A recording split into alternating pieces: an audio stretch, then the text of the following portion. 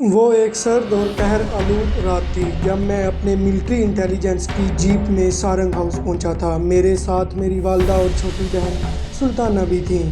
Sarang house وسیع و عریض رقبے پر پھیلی ہوئی ایک پرشکوہ اور پرعظیم الشان کوٹھی تھی جو لاہور کے ایک بہت بڑے تاجر سیٹھ اصغر خان کی ملکیت تھی۔ کوٹھی میں اس وقت خاصی گہما گہمی نظر آتی تھی۔ پوری کوٹھی بمبکواں نور بنی ہوئی تھی اور کسی نوخیز دلہن کی طرح سجی ہوئی تھی۔ رنگ برنگے برقی کیٹمے گارڈ کی باڑ میں سے لے کر دیوار کی منڈھیروں پر وسیع و عریض لان کے خوشمنا پودوں اور گل کھاتے بیل بوٹوں کی ہم رکابی میں جگمگا رہے تھے۔ کوٹھی کے اندر باہر متعدد نئے ماڈل کی چمچماتی کاریں، بیچپ پجارو، لینڈ کروزر اور ڈبل کیبن انٹر کولر گاڑیاں کھڑی نظر آ رہی تھیں جو اپنے مالکوں کی عمارت کا بین ثبوت پیش کر رہی تھیں۔ کوٹھی کی دروں و بروں سج دھج سے عیاں ہوتا تھا کہ یہاں کسی پر تکلف تقریب کا اہتمام کیا گیا تھا، اور حقیقت بھی یہی تھی کہ سیٹھ اصغر خان کی اکلوتی بیٹی صبا خان کی برتھ ڈے پارٹی منائی جا رہی تھی۔ صبا میری چھوٹی بہن سلطانہ کی کلاس فیلو اور عزیز ترین سہیلی تھی۔ ہمارا آبائی گاؤں شاہینوں کے شہر سرگودا کے نواح میں واقع تھا، جہاں میں نے بچپن اور جوانی کا اولین دور اپنی والدہ اور بہن سلطانہ کے ساتھ ایک حویلی نما گھر میں گزارا تھا۔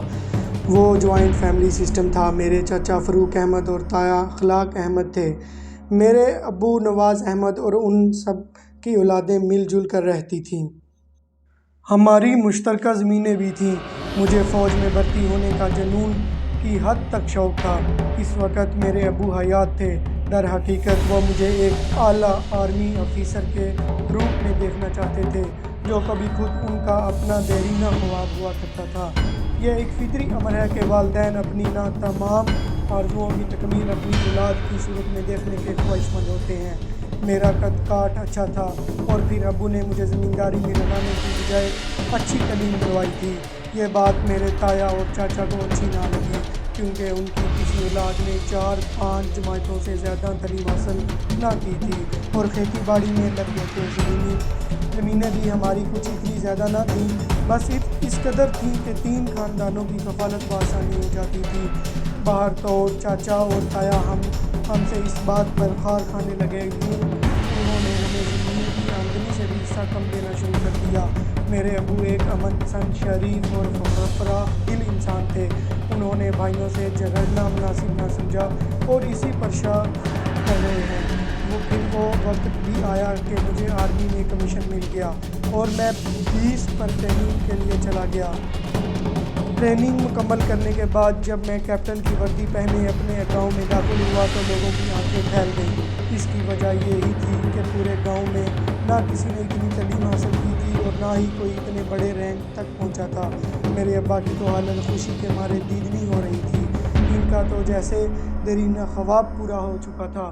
گاؤں کے لوگ مبارکباد دینے کے لیے آنے لگے۔ گاؤں میں مٹھائیاں تقسیم کی گئیں، مگر میں نے محسوس کیا کہ چچا فروخ اور تایا اخلاق احمد کو ذرا بھی خوشی نہیں ہوتی، بلکہ الٹا وہ میری کامیابی پر جل بھن گئے تھے۔ جھوٹے منہ سے ہی انہوں نے خوشی کا اظہار تک نہ کیا۔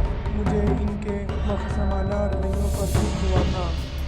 وقت گزرنے کے ساتھ ساتھ مجھے پتہ چلا کہ میرے چاچا اور تایا نے کن کن ہیلے بہانوں سے میرے گھر والوں کو تنگ کرنا شروع کر دیا تھا۔ ابا تو بالکل ہی بیمار پڑ گئے تھے۔ وہ تو جیسے مجھے دیکھنے کی آس میں جی رہے تھے۔ ہماری ٹریننگ بہت سخت ہوتی تھی، چھٹی بھی مہینوں بعد ملتی تھی، اور وہ بھی چند دنوں کے لیے۔ پھر انہی دنوں ابا کا انتقال ہو گیا تو میرا اپنے چچا تایا بلکہ گاؤں سے ہی نکل گیا۔ میں نے یوں کیا کہ اپنے حصے کی زمینوں پر لعنت بھیجی اور اپنی والدہ اور بہن کو لے کر ہمیشہ کے لیے لاہور آ گیا۔ یہاں میری سرکاری رہائش گاہ تھی۔ اقبال گوندل المعروف بالا میرے بچپن کا دوست تھا۔ میری غیر موجودگی میں وہی میرے بوڑھے ماں باپ کے کام آیا کرتا تھا۔ وہ مجھ سے رابطے میں رہتا تھا۔ بیچارے کا دنیا میں کوئی نہ تھا۔ اقبال گوندل عرف بالے کو میں